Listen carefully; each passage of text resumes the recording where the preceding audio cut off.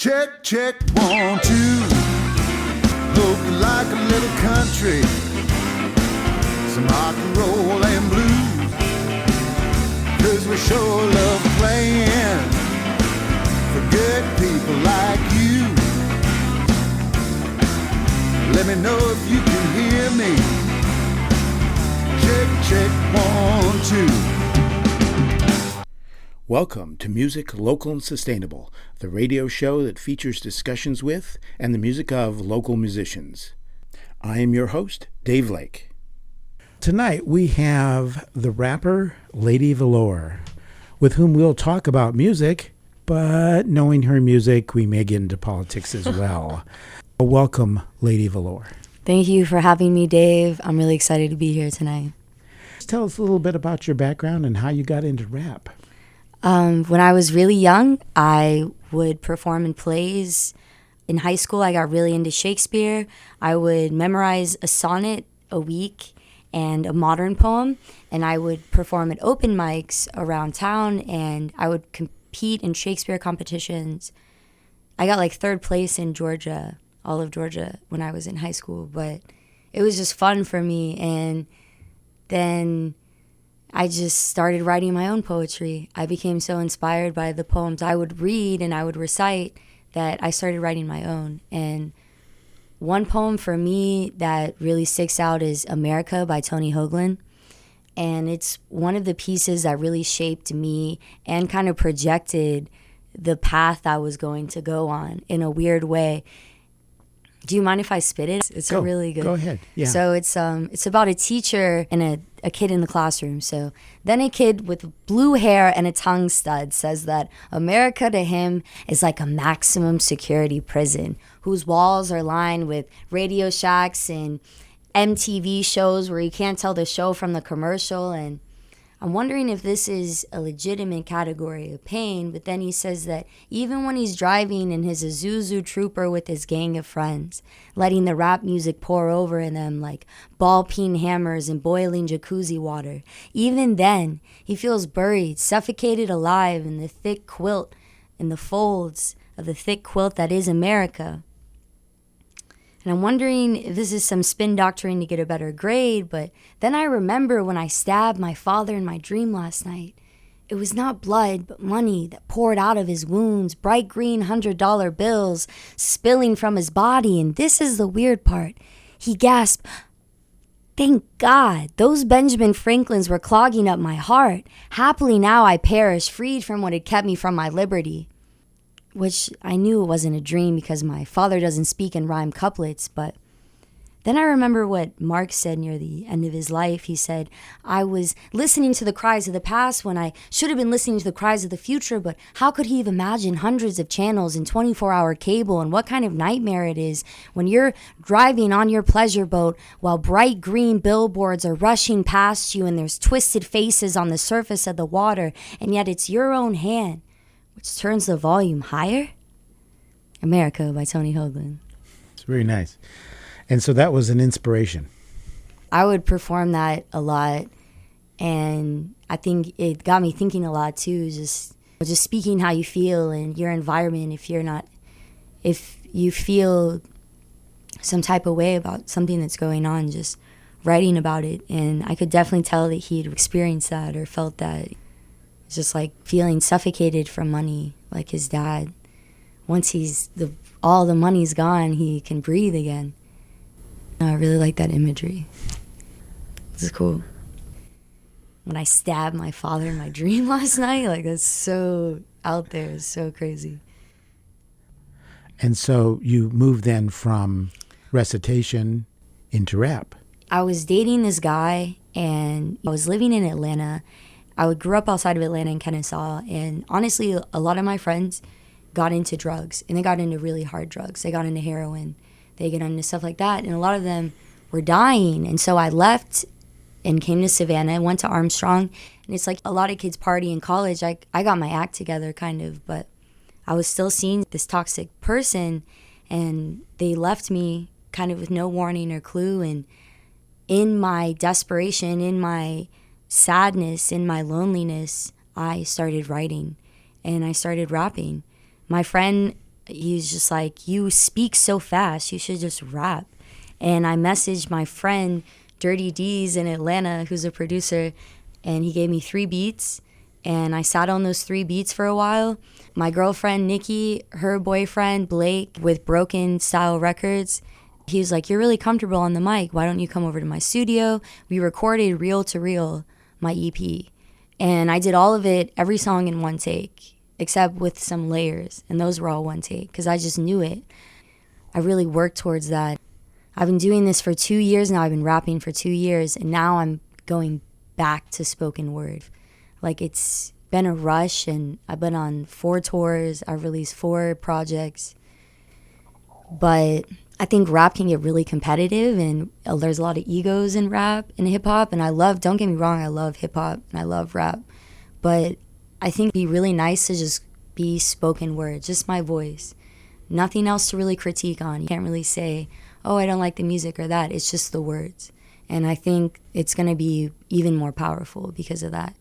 So I'm excited. I mean, I pretty much finished recording it in like a day because it's just so easy to record vocals. I'm going to have someone mix it, but it's just so easy. And that spoken word album is soon to be released. Yeah, in January. I'm thinking I'm about to go on tour with my boyfriend's band. They're called The Gumps. So we're doing like a rap or spoken word punk tour. In January, they're gonna release their album too. So we're probably gonna have a release show for both of our albums. Go on tour for like 10 days: Florida, Birmingham, Athens, Atlanta, Charleston, and then back home. Mm-hmm. So you actually started rapping after you moved here to Savannah. Yeah, Savannah is the birthplace of my music. Totally. I think I saw so many passionate artists and musicians in this city. There's no way you couldn't make music in this city. It's just all around you. It's all encompassing. Anyone that has even an inkling of attraction to music, I feel like it's just bound to happen. You'll find an instrument of some sort. What's the rap scene like in Savannah? I used to be on this label called Dope Sandwich, and Dope Sandwich a long time ago was the hip-hop scene.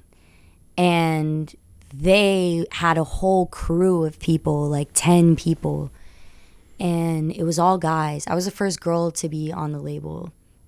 It just dwindled. Everyone kind of moved on from rap. They had families, they got jobs, but there was a few people that basically was in Dope Sandwich, and then we kind of all just dispersed. We decided to not do the Dope Sandwich. Some things went down, but at the end of the day, I learned a lot from Dope Sandwich because I wouldn't have been in the paper. I wouldn't have gotten as much notoriety if I didn't like join, because they were like, wow, female on this hip hop label in Savannah. But there's a whole scene of hip hop that's more alternative, which is me and my friend Maddie Kuna Bear. And I'm sure there's some other people too. There's a lot of people, producers, that just sit at home and they make beats all day, and they don't really know how to get it out there.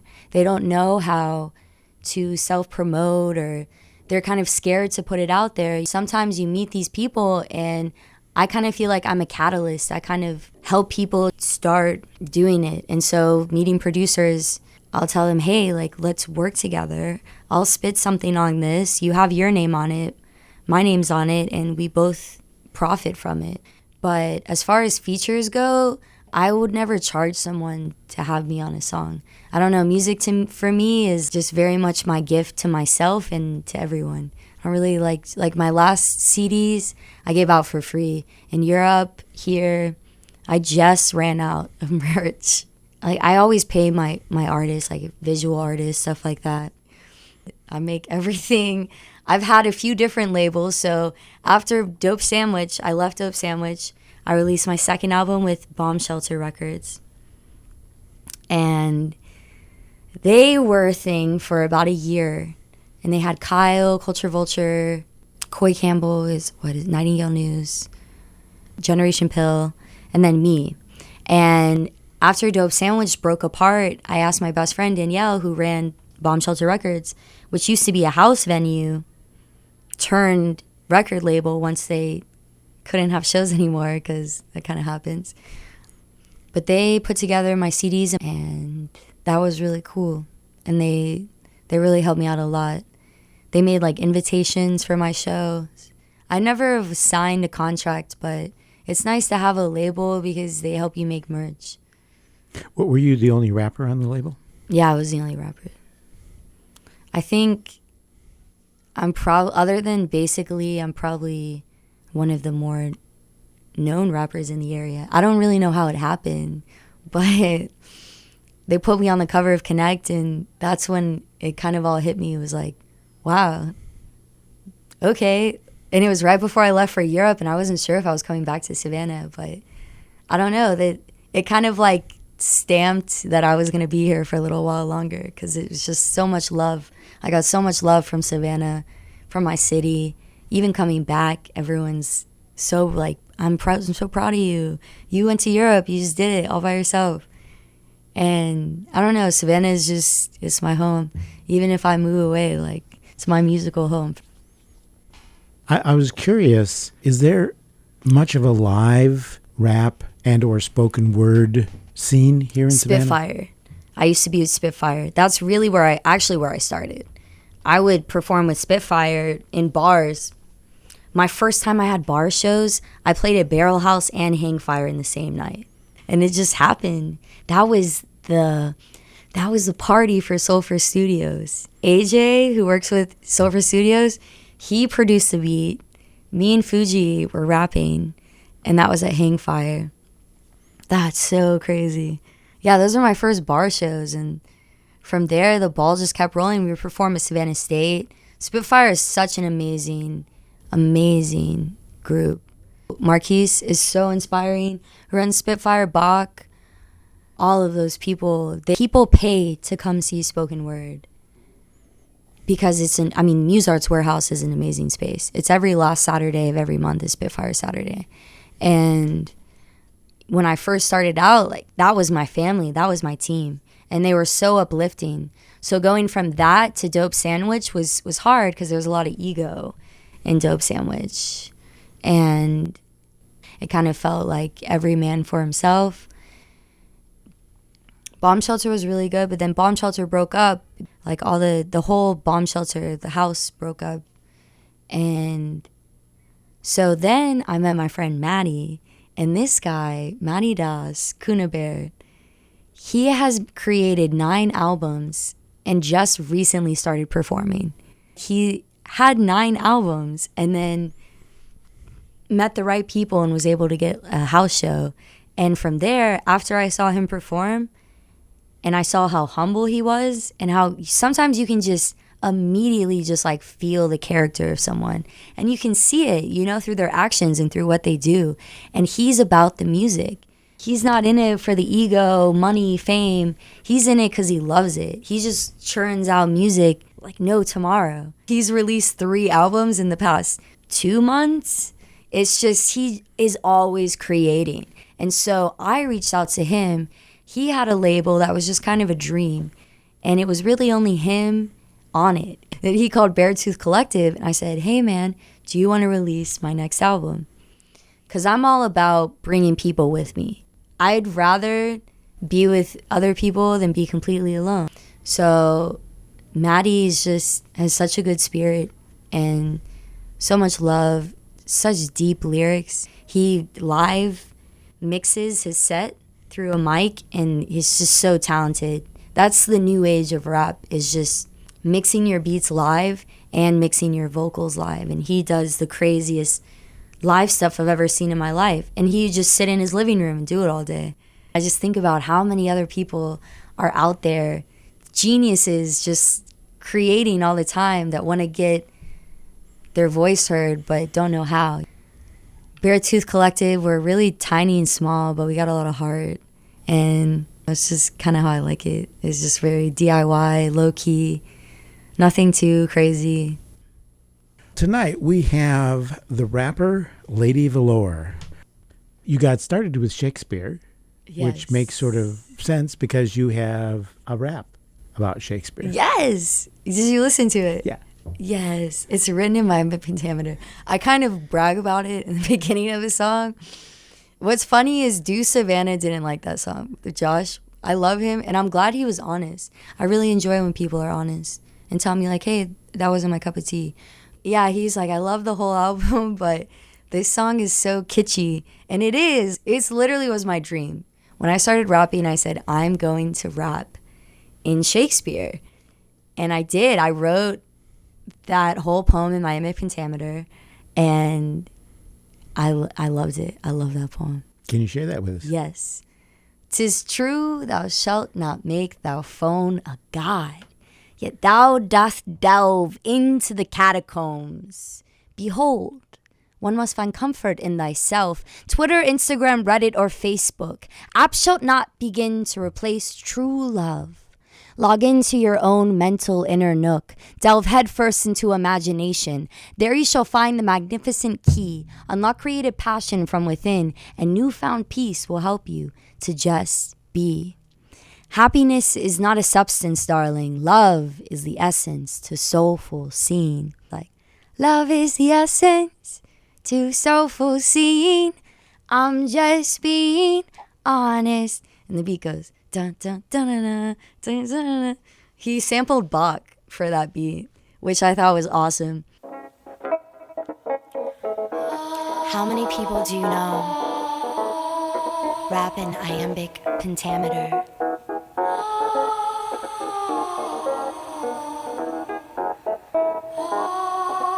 Under your ear. Let me spin some words for you in Shakespearean.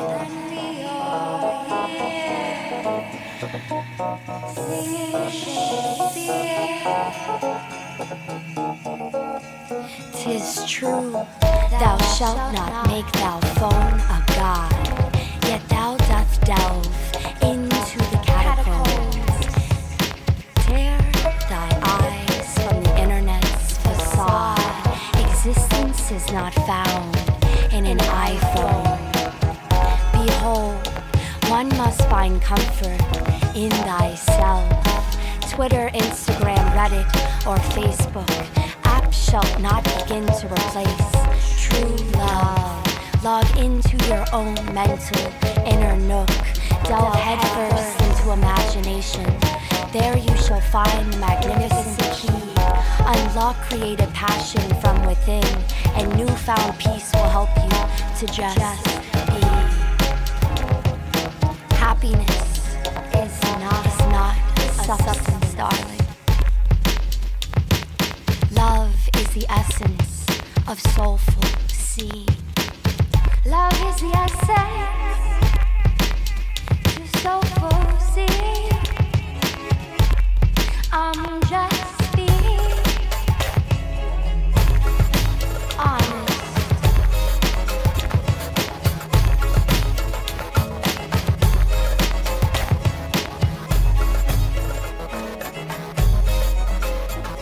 I did this for us.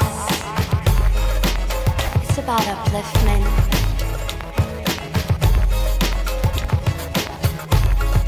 Stay positive. Stay in the moment. You're beautiful, and I hope you know this.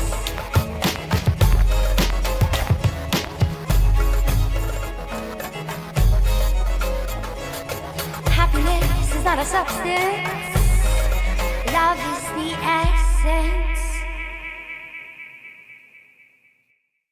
I said Oshin's awesome. He's in Zulu Prophet.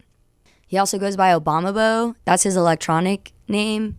And we did a song together, and we got to do a whole album. So we did Lizard Girl, except one song was produced by Vinay Arora, Acne Scars, which is a lot of people's favorites. A lot of people like that one.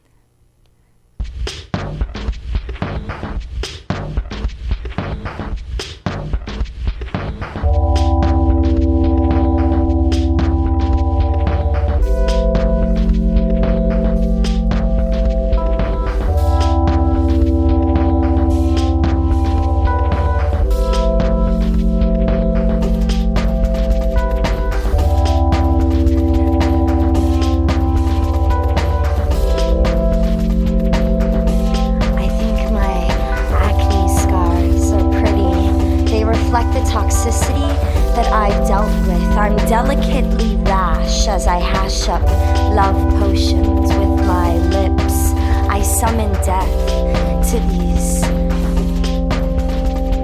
boys' hearts. They can't even start to embark upon the chaos that is Elena, Valore. They can take a peek and explore, but eventually I pull a Houdini. One moment I'm here and then they can't see me. Boys be hating, I'm dissipating, getting the f*** out of here. Because frankly, my dear, I do give a damn, and I will be respected. Boys be hating, I'm dissipating. I don't like it when you come around here.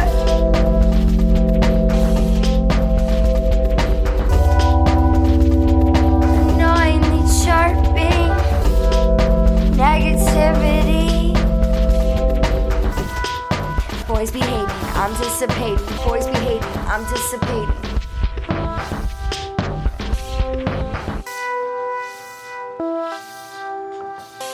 I wish this pain in my chest would digress long enough to make some sense. I gave you $1 only to receive 10 cents. I gave you love only to receive dissent. For Christ's sake, can I catch a break? Can I please be immune to this heartache? Can I please be in tune and rational enough to keep you out of the room that is my throbbing heart?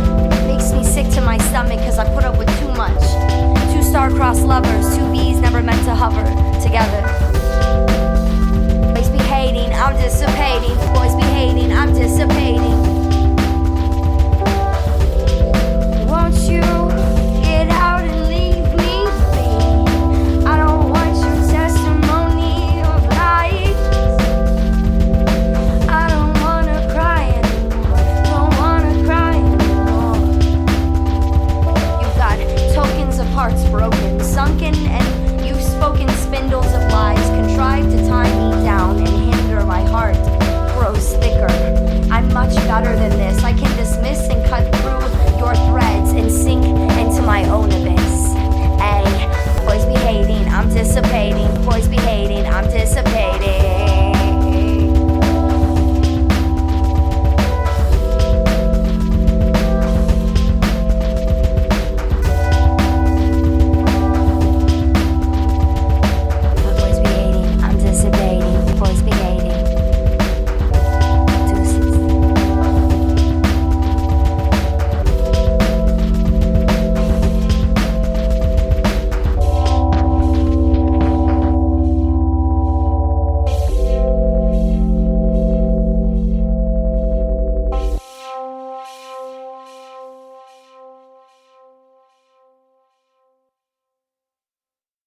But I like Shakespearean rap. I like that one.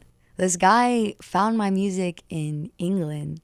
This is so random. This is why I love the internet. And, you know, as much as the internet can be so exhausting, there's brief moments where people will message me. I'll go to my Instagram and someone will be like, merci pour ton EP. I'm like, whoa, you know, because I just did a show in Paris. That was the last show I did in Europe. And it's cool. This guy I met in Budapest, he was Polish. He emailed me the other day. He said he was listening to my latest album. I have a song called Kill Your Phone. And he said his phone died. Like he dropped his phone and it broke. And he's like, thank you. You have a magic. You killed my phone. It was so funny. I just laughed for like 5 minutes. I was like, wow, that's hilarious. That's a lot of people's favorite song on my last album, Grady Marsha Brady, is Kill Your Phone. Kill your phone. Kill your phone. I'll do a combination of Wi-Fi God's Rain and Kill Your Phone. A mashup. A mashup. This is a zombie apocalypse where the Wi-Fi gods reign. And you might as well have lain her to rest, but only after she sent her last twit pic. Heads posed down, lighted screens with only the sound of clicking. I'm beginning to lose hope. I read a scientific article and the most liked comment was dope. The second most liked comment was balls. No more calls with voices, only texts with misconstrued emotion. I mean, who needs friends when you have 200 likes on an Instagram photo with your tits showing? Or who needs a life when you have 10,000 followers and each day it's growing? I suppose we don't need people since Facebook is our temple. We paint this picture of ourselves on the internet, and you're not content until everyone else is jealous of your life. Hide your strife and your fears. Take a picture with a beer. Post a picture of your outfit, even though you ended up not wearing it. Check your social media for the millionth time because you don't want to look up and chime in on the conversation with the living flesh right in front of you. She was sad when she looked at her status. She'd practiced the words in her head over and over, but got no approval, not even one like. The status was, LOL winky face. But what happens when my phone dies? Do I still exist outside of these pages I've created and broadcasted my life onto? Religiously checked into other people's lives. What am I without this lifeline, this cellular device in which I sacrifice my time? I only feel divine when people like the picture I paint on a screen, bleed out pixels as I scream. I don't want this anymore.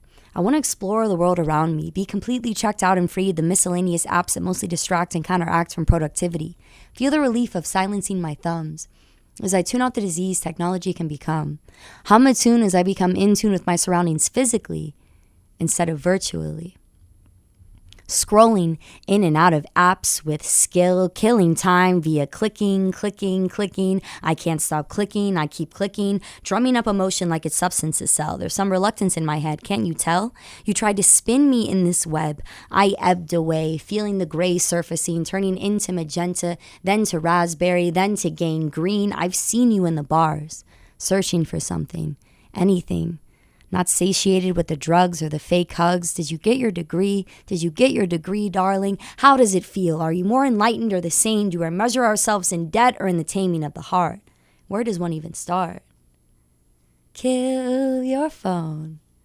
Kill your phone. My phone was stolen while I was singing Kill Your Phone. Someone stole my phone in Berlin. And it was perfect. It was exactly what I wanted. Because that's something obviously in my music, it was something I kind of needed to happen. Because I got so, caught up in promoting and talking to people and booking, always on the phone and I knew how much I hated it, but then someone just stole it for me. And so then I was just writing nonstop for the rest of the trip. Like I'd already been writing, but I'll write in my phone because it's just always there in the notes. I feel like I use my iPhone more to write poems than I do to text. Like I don't really text people a lot. I don't know. Social. It's just crazy. Like people live in like 5 dimensions nowadays. You have the physical dimension. Then you have Instagram, Twitter, Facebook, Snapchat. You live in so many dimensions. And then you have a game, and then you're also playing this other game. But like, I've had to purge myself, especially in school. I would delete all my social media apps just so I wouldn't have that. Like I would just delete the apps off my phone, and then after finals or whatever, I would reinstall them. But I mean, as much as I talk about how much I hate phones, I use my phone a lot. What's funny, though, is, like, people, they'll be like, oh, I want to record your set, but I feel guilty bringing my phone out because I'm singing about, like, kill your phone and forget about social media and live in the now. But so it's kind of funny. I'm like, no, you can record if you want. That would be awesome. But if you're feeling the moment, then don't do it. But I record a lot. I record, like, everyone's sets. I take a lot of pictures because not a lot of people share as freely. Like a lot of photographers keep photos to themselves. And I always hated that. I hated that so much. So I just do what I can with what I have. I just have my iPhone, which the quality is actually really nice. And so I'll get some really nice videos and pictures. And I really like sharing and having people have that memory in time, because everyone's so into themselves and recording themselves. I feel like they forget about other people. You're listening to WRUU-LP, Savannah, Georgia, 107.5 FM, WRUU.org. We are Savannah Soundings, community radio with global soul. If you enjoy the programming on WRUU-LP, please support the station with a donation. Basic memberships begin at only $50. Additional membership levels are available, and monthly or recurring donations are welcome as well. To check out our membership rates and to donate to the station, go to www.wruu.org/individual and select your preferred donation level. Again, to donate to the station, go to www.wruu.org/individual. Thank you for listening to and supporting WRUU LP. You're listening to Music Local and Sustainable, and I'm your host, Dave Lake. Tonight we have the rapper Lady Valore. That seems to be a big theme with your music, and that is to live in the moment, to be in the moment, to communicate on a one-to-one basis, even though, as you said, much of the communication is facilitated by the web. You can communicate with people you could never communicate with otherwise. But it's so much better to communicate one-on-one, face-to-face. Totally. That's how I book shows. A lot of bands come through town from different cities. I play with them. I meet them. I get to know them. And those are normally the best shows I have, is with people I know or connections, like the shows booking wise, because I booked my first tour. I went all the way up to New York City, but I just wanted to do it myself, and I didn't really want anyone's help. I mean, I emailed a lot of people and messaged a lot of people, but I was doing it myself, and I didn't really have anyone else on the tour. Yanni Moe and Jamie Cornelia, they joined my tour at the very end, who they are both huge rappers in Atlanta now. Yanni and Jamie are seriously on a whole new level. Atlanta's very industry. Savannah's very rustic, DIY, and dirty. So but we get stuff done. That's the thing. I booked the tour and I was like, you guys should come with me. 3 females on one tour, all rapping. It was dope. Your degree is actually in business economics. Yeah. Do you feel that is important in terms of your skills, in terms of doing your own booking? Yeah, definitely. I had a really awesome teacher in my entrepreneurship class, and he's pretty much the reason why I started really pursuing my music. I went up to him one day, is this practical? My music is kind of going somewhere. I don't really know what I'm doing. I'm about to go on another tour. And he's like, why spend the rest of your life saying, what if? Why don't you do it, see where it takes you, and then you always have this degree, and you're using your skill sets. Where do the rhymes come from? What's the origin? Honestly, a lot of the times they come from sadness or extreme happiness. It's like I'll feel insignificant, or someone will say something negative to me. And I'm a very emotional person. I'm a very sensitive person. Growing up, my dad would always say, stop crying. Don't cry. Why are you crying? I couldn't help it. It just happens. And I don't think there's really anything wrong with crying. I mean, unless you're manipulating people. But for me, sometimes I can't help it. I feel things. And there's songs where I'm recording and I'm crying at the beginning. But every single poem I write always ends positively. It's just every single time I even want to be sad, I just write happy poetry, and it puts me in a happy place.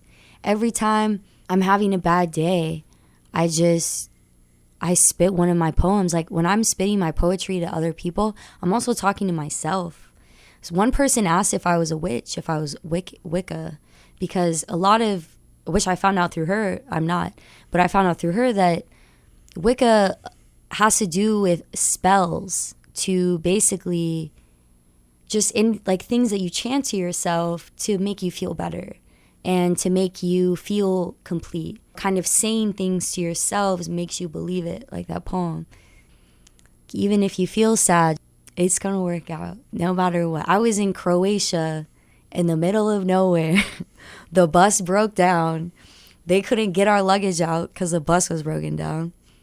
And I'm sitting there this is gonna work out. I have no money. I have no way to get money. Wow, okay. I'm like, this is it. But then I started writing, and we just had a good laugh. And this mechanic came 3 hours and finally got it fixed. I gave the dude a big hug. I was like, best mechanic in Croatia. It had all my merch in there, all like my pack. I just had this little pack. It was half merch, half clothes. And I had to sell merch in order to be able to buy things. At first I was selling merch. But then Planet 3 Smoke Shop and Piercing Shop, Michelle, who owns the place, messaged me out of the blue, says, hey, can I send you $200? I was like, okay. Yeah, I mean, you don't have to do that, but that would be amazing. She's like, yeah, you're living your dream, like you're doing it. And I was like, wow, this is amazing. So after that, I just gave all my CDs away for free because that was the cover of my CDs. And every time I was worried about money, something always came through. And that's why I try not to worry because things always unroll. It strikes me in terms of describing you as extremely brave to do something like that.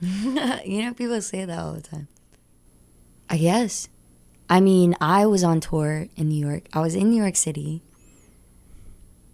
We didn't know where we were sleeping that night. We had our show. We got paid $100. We ended up finding a hotel in New York City for $100. And then the next night we were in the Bronx, just like my friend lives in like a couch surfing house where just like 8 people live. That's just New York City. And one of his roommates wasn't home, so we got to chill in his room and sleep there. And while that was happening, my stepdad was looking out for good deals, and he's really good at finding good flights. So I asked him if he'd help me. He's like, I found it. It's going to Paris. It's for 2 months. Do you want to do it? And I was like, okay. Here I was, broke in New York City. But I was, let's do it. Let's run it. And then I was thinking, oh no, I have to book a whole European tour. How am I going to do this? I was graduating from Armstrong, and it was my final semester.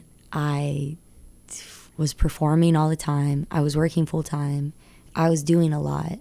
Too much. That's why I went to Europe for 2 months. I had to take a mental break from everything. But I didn't book any shows, and I got on a stage in every city. And I always heard that from other friends who toured extensively. They'll go on tour and not have like anything booked and just go to the city and hop on a show or whatever. They've just toured so much they know everyone everywhere. It's crazy. It's cool. And my friend one time, I got me this really long message, and he was like, Elena, never give up. Even if you don't know when your next show is and you're just blindly driving to the next city, don't give up. It was really sweet. And I've met and I've known a lot of musicians, DIY, are now big. And they still work their butt off to do things themselves. Even though they're on a big label, still very much DIY. No one's going to do everything for you unless you're a puppet. And you don't strike me as a puppet. No, not at all. What about language issues in Europe? I speak so fast, but it's crazy. I mean, some people are fluent. It's like 6 languages. That's why like Americans can't get jobs in other countries, because we don't know 5 languages like they do. We can't communicate as well. And that's one thing. I mean, I did songs with Italian rappers. I did songs with French rappers. Some of them could understand, like the French rapper A2N, she could understand English. She couldn't speak it. That's like me with Spanish. I can understand it. I can't speak it that well at all. But in the Italian rapper Delgado, we couldn't understand each other at all. Claudia, my friend who linked us up, she was our translator. And if she wasn't there, we wouldn't have been able to make that song. But it was so important for me. in America, we're just so ignorant to everyone else around us, basically. I'm at fault too. I never listened to French rap until I was going on this tour. And there's so many talented, amazing people out there doing beautiful things. And so I want to build a bridge. I call it building hip hop bridges across the world. And I want to continue to do that. Because if we feature on each other's songs, that's opening them up to a whole new market. That's opening them up to the American market. That's opening me up to the Italian market. We did our hooks, the Italian song, we did our hook in Italian and English. So I sang Italian, he sang English. So we kind of brought a mixture. I was going to try to rap in Italian. I was really like, I was going to do phrases. I even have it in this book. I wrote all these phrases. But I couldn't, and it was in Rome too. In Roman, they have a very distinct dialect too. So does Sicily. Everywhere you have specific dialects or like weird nuances, which is really beautiful. I was in Belgium. This guy said the best Belgium rap is in this city because their dialect sounds the best. I was like, wow, you never thought about that. I just never thought about that. I've had acting teachers tell me, you use your hands too much. You're doing too much. And I just kind of had to be like, I don't care. This is me. And I got to a point, the moment I start thinking too much, I just kind of walk away from it. I'm like, wait a second. Why am I doing this? Like, this isn't who I am. And I would think with rap performance, using your hands would be very effective. Oh, yeah. I mean, I was in Paris. I mean, a lot of Europeans speak English. But I was in Paris and I knew I had to do, because this was like my biggest show, I knew I had to give it, my physical presence on stage had to be 150%. Like, I already whip my hair everywhere and I go crazy on stage, but I was like, this is it. I need to interpret my lyrics through my movements. And I did it. I did the craziest physical presence show I've ever done. And afterwards, this girl bought my CD because she was like, I've never seen anyone use the stage like that. And she didn't know what I was saying. But I want to communicate in as many ways as I can possible and try to reach people in various ways. It was inspiring how many people didn't understand me but loved my flow. My flow, like, that's universal with hip hop, is your flow. And it helps a lot when you have really really in-depth lyrics, obviously. But there is something really nice. I mean, like Ludacris, he's got such a distinct flow. It's like da da da da da da da da da da da da da. And with boom bap, the more of the 90s, 80s kind of rap, they had very simple beats, boom bap, boom bap. And so bars, it would be in fourths. They would spit in bars so that you could spit over everything. And when I was with Dope Sandwich, they were like, Valore, when are you going to spit in bars? I was like, I do spit in bars. They're just, they kind of break out and spill out. I have my own style. And so for most of my life, people have been trying to push my sound a certain way or try to have me be less enthusiastic. I've just been doing it. Yeah. Singing has been more happened in the past year. I was never confident with my singing. I was in choir in church when I was young, but I never thought of myself as a lead singer in musicals. I was always in the back. And I think if I would have pushed myself and just had the courage, I could have been the lead roles, but I wasn't ready then. I could spit anything, but it's when it came to singing, but now I just belt it out. I just care less and less every day. I care, but I care less and less how other people view me. So you mentioned Kate Tempest as someone you idolized. Is she a major influence in your rapping? We are, I don't want to say the same person. We're not the same person, but we come from a very similar place, and our sound is eerily, strikingly similar. When I first joined Dope Sandwich, they're like, you're going to be our Kate Tempest. And at first I was kind of offended. People compare you to other people. Go, I don't know who they are. I checked her out. She is so raw. I mean, she is UK's rapper. She just came out with this album, Let Them Eat Chaos. beautiful, beautiful. She's a storyteller. She sells stories. She has books of poems. She has plays. She just does it all. And her spoken word, she will, for an hour, spit her whole poetry book with no paper in front of her. It's just all up here. It's all in her head. And it's incredible to watch. And she uses her hands so much in ugly ways. That's like what I do. I don't really think about what this looks like. I just do it. I'm like, and I'd never heard my kind of sound. And she was the first person I ever saw. I was like, wow, that's me. I relate to this. I was like, wow, this is incredible. So I was in Paris with Madame Rap, who put together our show in Paris, which I got to Paris when I first got to Paris. So talk about like the universe just like putting things together. They found me online, emailed me, and then interviewed me. They were the first people that did like a really in-depth interview. And Eloise is a journalist who runs Madame Rap, is amazing at interviews. She interviews female MCs all across the world. She's always looking for new people to promote, to interview. She's just so passionate. And I was one of the first people that came to Paris and wanted to meet them. And so I bought my ticket before they'd even like emailed me to interview me. It was just crazy. And so I'm like, let's make this blog real life. Like, let's take this blog and take it into the real world. So we had 3 female rappers, me, America, A2N, French, Dinamita, she's from Costa Rica, but she moved to France like just before that. So I was like, let's put this show on. I'm going to be gone for 2 months. I'll be back. We get back, and I told her how much I loved Kate Tempest, how if I ever met her, can I just like sit in your room and like watch what you do all day? Like, it's just so creepy, but like that's like how much I love Kate Tempest and just respect her and so fascinated by her. She goes, I'm interviewing Kate Tempest tomorrow while I'm at my show. And I'm like, she was like, do you want to come? I got to meet my idol on this whole planet, the best rapper in the world, Kate Tempest, because it's just fate. I swear it was fate.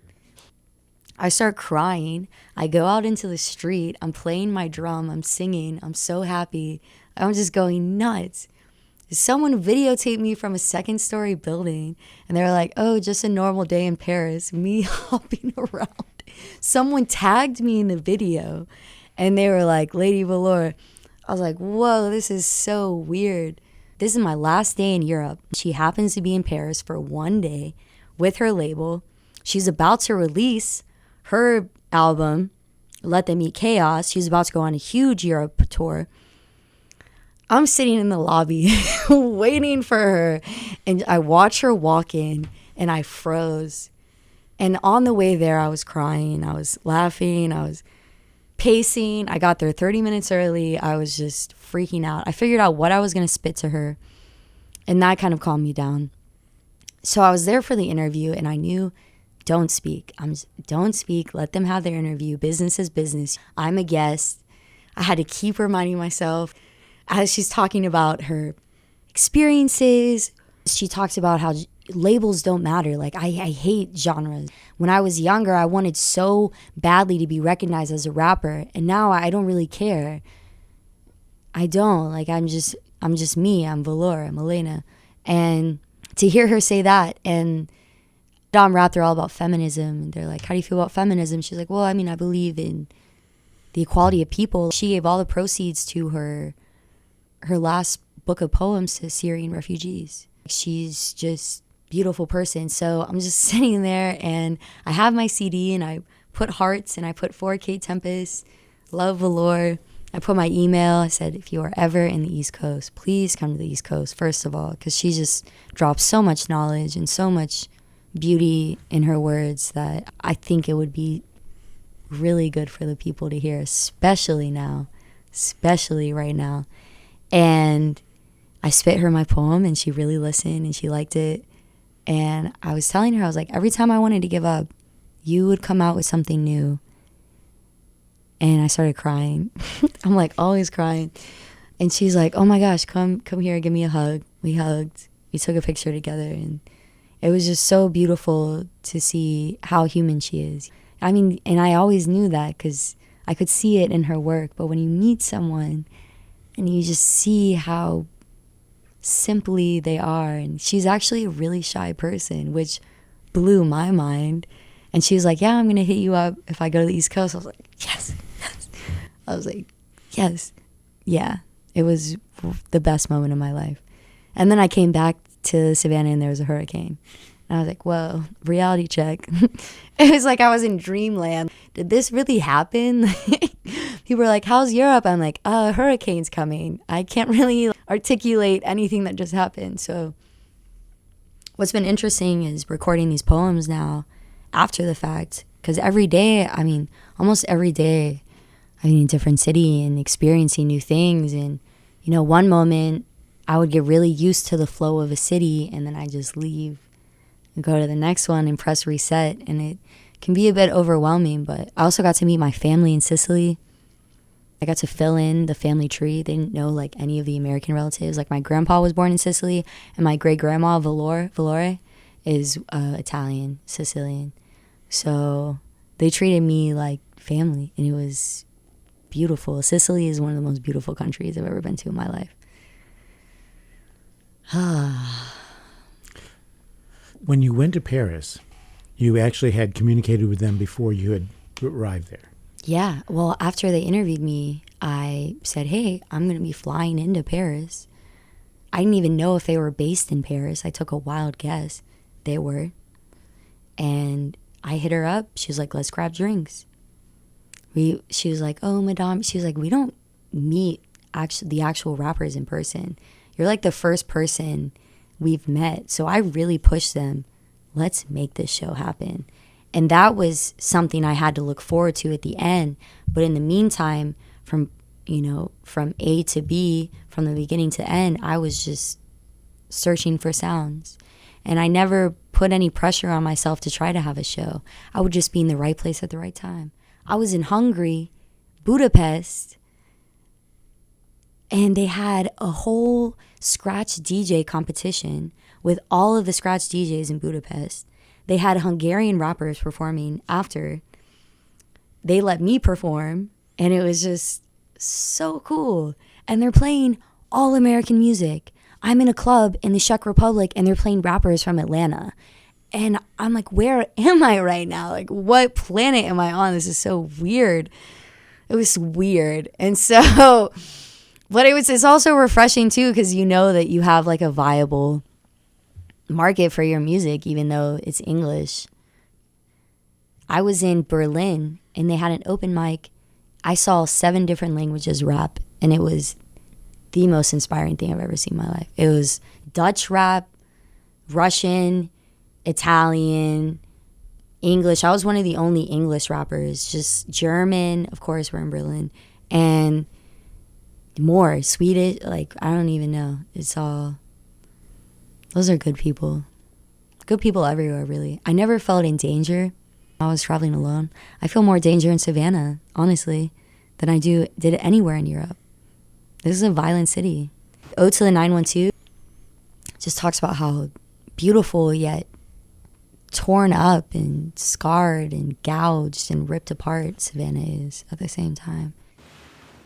Savannah is as slow as molasses.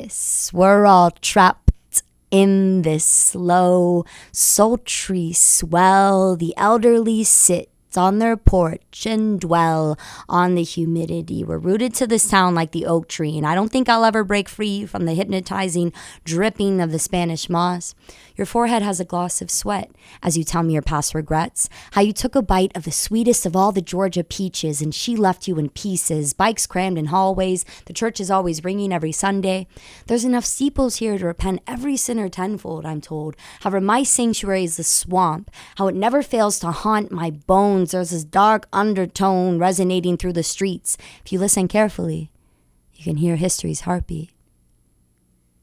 Diversity thriving in squares. Share a pedicab with me and you'll begin to see from the scenery why so many people want to be stuck in such a city. Trolleys and sunshine, cobblestone and fine wine, trendy fashion and horse-drawn carriages, saxophones and evangelical images. Forsyth, a place for a spectrum of people, midnight in the garden of good and evil. As pretty as it seems, there are dark alleys, shootings almost daily, numb to the police sirens, ambulances screaming, shining like diamonds, black feral kittens adorning every doorstep, searching for someone to let them in, can't sweep the streets of sin in the dark, can't find a place to park. But Dr. King be proud of what MLK Boulevard has become. Children holding up people with guns, ornate houses decayed and empty. Glocks go well with blunts and 40s, mothers begging at the defects for food stamps, can't provide for a family, cramping in hunger, dirty kids don't trust one another, stabbing each other, sipping whiskey as they slowly lose sanity, can't play music unless you have a license, losing the essence of being free by ticketing lovely strings, graduated from college with a degree, debt piled up to the ceiling, getting by waitressing, artists and gangsters, tourists and travelers, hippies and farmers, yuppies and pastors. All together we strive to thrive and survive in this microcosm divine. It's hard for people to stay for a very long time. As much as a beautiful city it is, I see a lot of people come and go. I've been here 4 years and I'll probably be here for a few more. I'm only 22, so I've got this youthful body. Why not go? I was looking at my grandpa before I left for Europe, and he's never gotten to go back to Sicily, and he probably won't be able to. And that was really sad. But I wanted to go there and bring back pictures and pieces of home to him, too. So that was really important to me. It's just while I can, see and do as much as I can. You mentioned earlier that you're interested in sharing the experiences that you had there with the European rappers back here in the United States. Yeah, so I did it in their studios on their time, but eventually it'll come out. And when it does, I want to take those songs to American music blogs. I need to get better about hitting up blogs. That's one thing I haven't really tapped into. And I probably would have more of a following if I did do that. But like I said, I kind of like things unfolding how they unfold. I always seem to meet people, right place, right time kind of thing. I was making this guy a bagel, and it was like 7 a.m. making this guy a bagel. He goes, "Oh yeah, I'm about to go work at T-Mobile." I was like, "Oh, my friend Melanie, who hosts a lot of different things. She does comedy night at Chuck's on Tuesdays. She does The Bean every other Tuesday. She does Downtown Delilah's. She hosts the burlesque show. She just does it all. She works at T-Mobile." And he's like, "Oh yeah, I love sound, stuff like that." I was like, "Well, you should come to my open mic." He's like, "Oh, I can bring a PA." I was like, "Oh, awesome," because I was looking for a PA for the show, so it was just like fate. Where's your open mic again? It's at Escape Savannah. It's called Upliftment. It's at Escape Savannah. And I feature a different artist every time. We haven't figured out an exact schedule yet because it's very new. But if you type in Facebook, Upliftment Open Mic, you'll find it. But my name is Valore, and I have rhymes galore that will help you soar and explore life with purpose. And so we've had the rapper Lady Valore on the show tonight, and this has been a kick. It has been I talk a lot. kick. I really have loved this. So thank you so very much for coming on. Thank you, Dave. Thank you, Savannah. Yay. Thank you. That felt like therapy too, in a way. You never really get a chance to let that out until given a platform. This has been another edition of Music Local and Sustainable, and I've been your host, Dave Lake. Save this time for another show next week. Well, I know we ain't headed for the Hall of Fame. Gonna give it what we got, man, that ain't no shame. Let me know if you can hear me. Check, check, 1, 2. Let me know if you can hear me. Check, check, 1,